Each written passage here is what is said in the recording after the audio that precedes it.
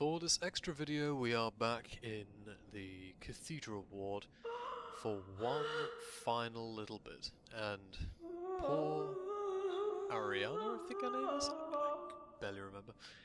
She's not feeling too well, although I think that was the case when we came here last time after killing Ron. Yarnum's done for.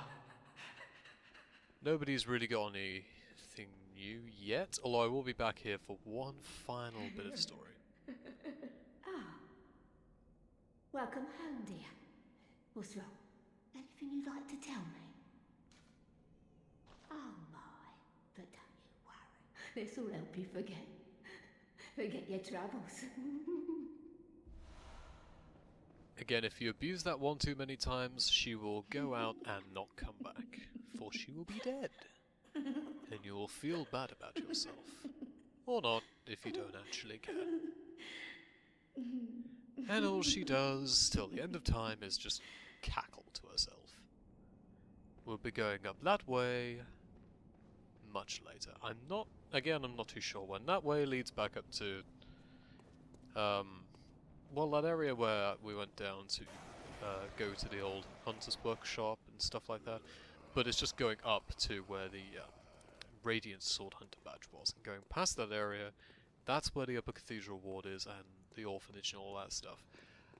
Again, not too sure whether I'll do that immediately after this set, or whether I'll go to Mensis first. But anyway, this is the final part of the Eileen questline, assuming that she survived the fight with Henrik, and you helped to do that. She will be here after you've killed Ron. So technically she's been here all this time, which is unfortunate. Oh. Is that you again? I'm afraid I've made a bit of a blunder. I'm just going to have a short rest. Though, don't worry. I've taken blood. Enough to save an old woman. Even though it looks like she's lost like half of it just on the floor there. Ugh. No more dreams for me. This is my last chance. What a fool I am. I'll have to tread carefully. But that thing still lies in wait. Turn back. This is my score to settle. Yeah, obviously, proud as she is in no condition to finish that lies fight. In wait this way. Turn back. This is my score to settle. So, it's down to us, of course, and my word, this is probably one of the most notorious and worst hunter fights in the whole game, because he's jacked. You wouldn't want to fight him at LAN. He's fucking incredible. And there are a few ways of dealing with him. One of the more amusing ways used to be you got him to two-hand his Chikage, which of course chips away at his own health, and wait at the door, not the door, the stairs where he leashes, and he would just kill himself. Unfortunately, that is not the case. And he does a fuckload of damage. It used to be the case, but no longer, unfortunately. It was patched. I'm sure it was patched anyway. What I tried to do, and completely failed to do, was one of the ways I've done this before is I've used a lead elixir to basically tank the non-charged attack hits, so I could just trade blows with heavier weapons that would stun him. Unfortunately, if he does a charged attack, it's still gonna hurt, and if he fires his gun, that's also still gonna hurt a lot. So I decided to ditch that eventually.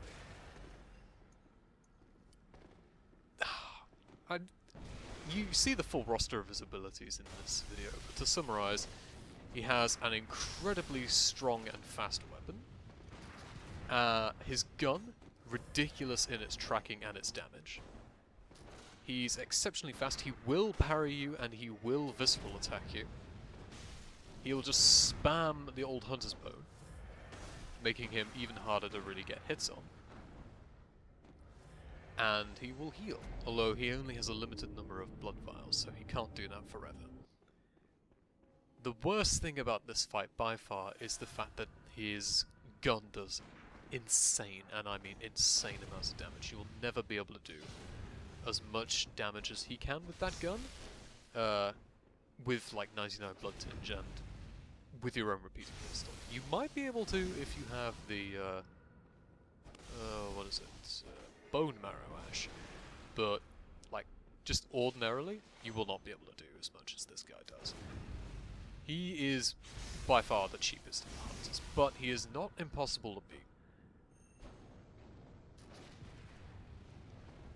Which thankfully I do actually demonstrate. This is the successful attempt, and it very almost wasn't, which is more often the case than not with this fight. Just because his gun does a lot of damage, he's very spam happy, and it could be hard to punish that. Not impossible. If you can bait, in fact, one of the best things to do when he goes into his Chikage form is be gun happy yourself and just visceral attack him. Because even if he gets an attack off on you, it won't really matter because you'll be able to get it back with a visceral attack. And if he's two-handing his Chikage, he will be taking damage as he's being visceral attacked, as you saw. So that's very handy. And also Augur Fabriasas is just useful because of the knockback. And the fact it just has so much good spacing. But unfortunately, if you fuck it up and mistime it, you're very, very vulnerable. So that's the trade-off.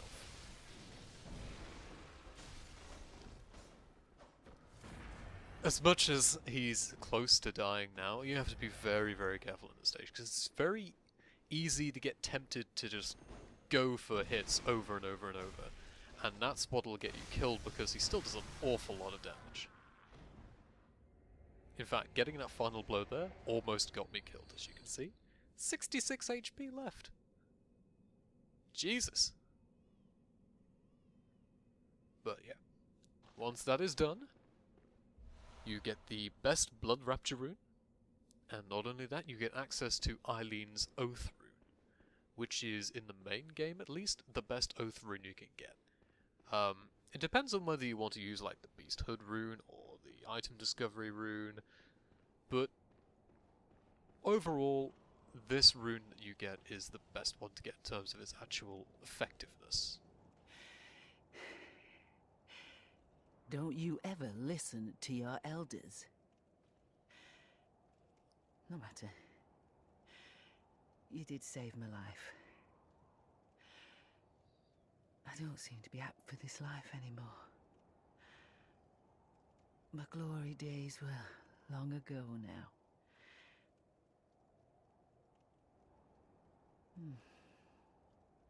I know. Here. For you. This too is hunter's work. But it bears no honor. A burden you may choose to carry. The decision is yours alone. Oh. My eyes grow heavy. Let me rest a while. I'll be fine. Just wait. To be fair, if you go back and respawn this area, she doesn't leave a corpse, she actually is gone for good. Like, all you see is the bloodstain and she's off. So the implication is, in one of those very rare instances in Bloodborne, that they actually survive the end of their questline if you do this. This is a very long-winded way of getting Eileen's equipment, which is what the Crow Hunter badge gives you.